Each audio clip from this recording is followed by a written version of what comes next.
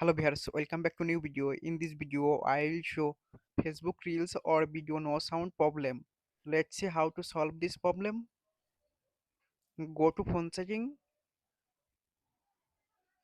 and scroll down and tap on sound and vibration.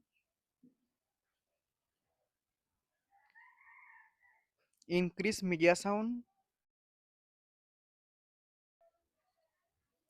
and go back. Tap on app management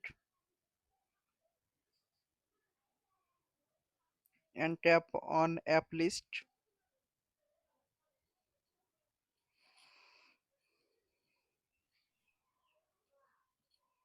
and click on Facebook app.